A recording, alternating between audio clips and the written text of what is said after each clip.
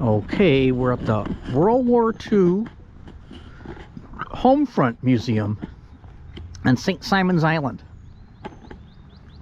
Here's a sign.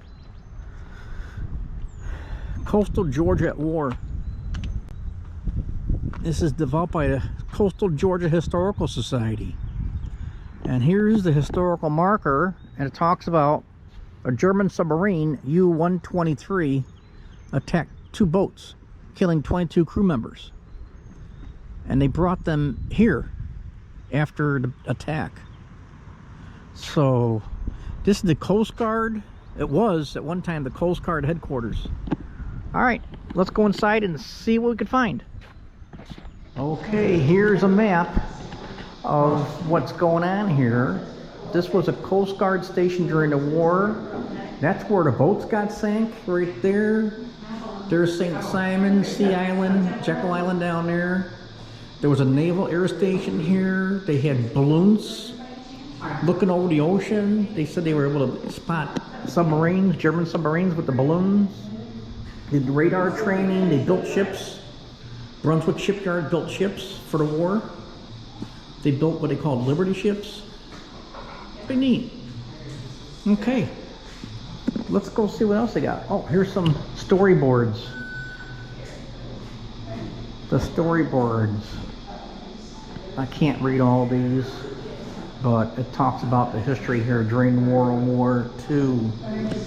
Oh, look at they got the newspaper from when Congress declares war. Huh. All right, we'll show you some more. Okay, they have a thing here about identifying planes, friend or foe. See that? And you can actually play a game here. Anytime you hit the start button, and then you pick if it's a German plane, an American plane. They train kids to identify planes. See that? Here's a air raid helmet. Here's Cappy O'Connor. She was a plane spotter from Sea Island.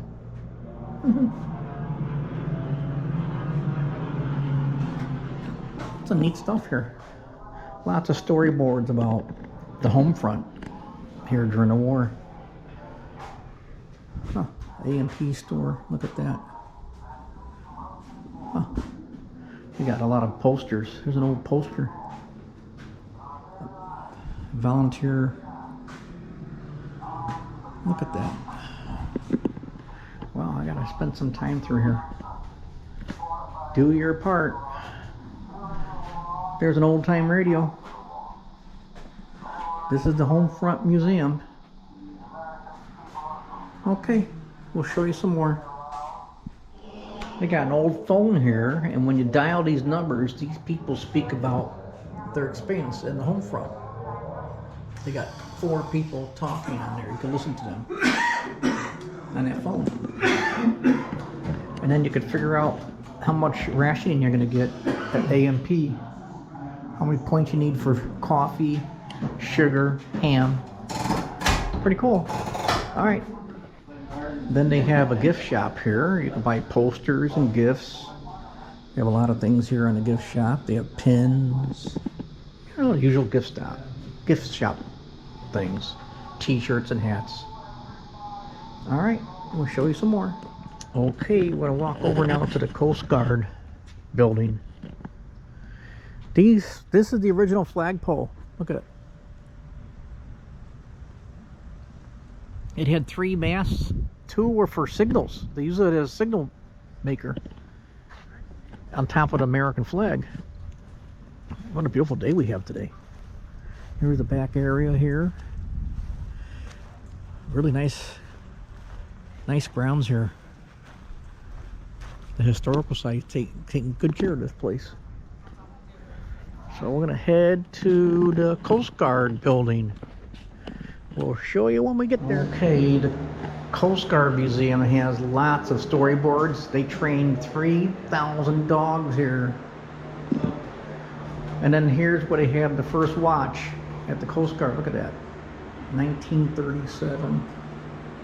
Again, it's all storyboards, but it's interesting. They actually went by horseback to do patrols especially when the Germans, you know. Check this out. They also had naval air. Check this out. Civil Air Patrol. 35,000 people joined the State Guard. Trained the war effort. And then back in this room here, it talks about the naval station. Check that out. I heard he built, I don't know what she said, 78 ships in the shipyards, Liberty ships during the war. So this is the Naval Air Station room. Again, full of storyboards. It's got all neat stuff in here. Stuff I wouldn't understand. Very cool. Here's one of the phones on the wall. Very cool. Alright, we'll show you some more. This is what the Navy pilots train to do. Guts will do for skill, but not for consistency. The key strategy of being a Navy pilot: never fly straight, begin attack from above, attack the enemy from the cloud cover or with the sun at your back, closing on the enemy from behind or the side, hold fire till you're close to the enemy, then fire burst shots. Panic is your worst enemy. Well, that's true. Same thing in the operating room. You cannot panic. You fix things. Very cool. Here's some more things they talked about. Huh.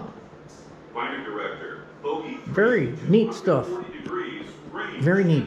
Here's some of the terminology they used. A bogey was unidentified aircraft or a possible friendly. A bandit was confirmed enemy. A fish was a torpedo plane. A hawk was a dive bomber. Tally ho, enemy in sight. Splashed is enemy aircraft down. That's the terminology they used. Yeah, all kinds of neat stuff in here. I learn a lot. I always like these small museums. This talks about the radar and how radar works. This here talks about the blimps, the blimp squadron that they had here in Brunswick and on the island. There's a logbook from a blimp. They're called ZP-15. Had a ground crew of 20 to 30 men. And they got some pictures. They have a drawing of a ship. And then they got something here you could listen to. People talking about the blimps and the U-boat that attacked here. Pretty cool. This is the Naval Air Station room, which they started in September 1942, right after the war started. Okay, this talks about the U-boat that attacked the tankers. This is actually a life jacket from the tanker that got hit by the U-boat, and it's ship Bell, the Baton Rouge. Here's a photograph taken. It was actually sank in very shallow water, and they brought it back up and fixed it, but then it got sunk again. And here's a picture of the big hole for the torpedo right there. And they have some interactive maps here on that wall. And then over here on this wall, they have some medals. They got a Merchant Marine Defense Medal. I didn't know that. And here's the American flag from the Baton Rouge, right there. They saved the flag. All right, we're gonna go to the next room here. They're celebrating victory after the war was won. They talk about what they spent. Huh. Lots of storyboards. Lots of storyboards here. I can't show all of them. And then there's another room over here, how they supplied the troops. They built the ships here. The Liberty ship. Oh, look at that. Here's an engine order from a Liberty ship. Slow speed ahead. Here's a ship's clock. Some gauges. These are some tools they use to build the ships. Look at that. They're still here. Some old tools. There's a picture of some people working on the boat, building it. Isn't it interesting? And here's a model of one of the Liberty ships. These were cargo ships that they built to send cargo to Europe. You see? The Liberty ships. Oh, here's some more stuff. Looks like a welder's mask. And some tableware from the shipyard. All right, we'll show you some more. Okay, we just finished our visit at the World War II Home Front Museum. A very interesting story about World War II and the islands here. It's very cool. Here's a storyboard about the grounds.